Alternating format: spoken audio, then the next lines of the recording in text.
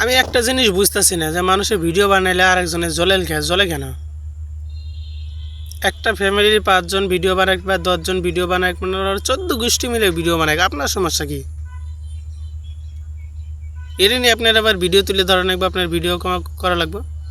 আপনার জ্বলে না আপনার ভাগের অংশ সে নিয়ে যাবে? আপনার ডলার কমে যাবে না আপনার ভিউ কমে যাবে না আপনার ফ্যান ফলোয়ার কমে যাবে? আপনার সমস্যা কি?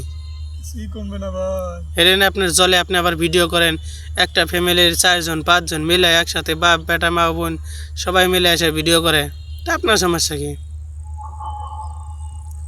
আপনারা বলতে পারেন যে আপনারা সবাই ভিডিও বানান, ভালো ভালো কন্টেন্ট তৈরি করেন, সবাই ভিডিও বানান, সবাই ডলার কামাই, আমাদের দেশটাকে উন্নত করি, আমাদের দেশটাকে ভালো পর্যায়ে এগিয়ে নিয়ে যাই, আমরা আমেরিকান ডলার ইনকাম করব। আপনারা সবাই ভালো ভালো কন্টেন্ট তৈরি করেন, আমরা সবাই দেখব এবং প্রবাসীরা দেখবে, তারা ভালো থাকবে, সুস্থ থাকবে, এই কামনা করবেন। বিভিন্ন ধরনের ভিডিও বানাবেন, কন্টেন্ট তৈরি করবেন, ডলার কামাইবেন আর উৎসাহ দেবেন। আপনি উৎসাহ না দিয়া আপনি মানুষের ভিতরে একটা আতঙ্ক লাগাই দেন যে এই সেই ভিউ নাই, ভিডিও ডলার দেয় না, সেন্ট দেয় না, সেই বক্কর চক্কর আপনি শোনান কে লেগা?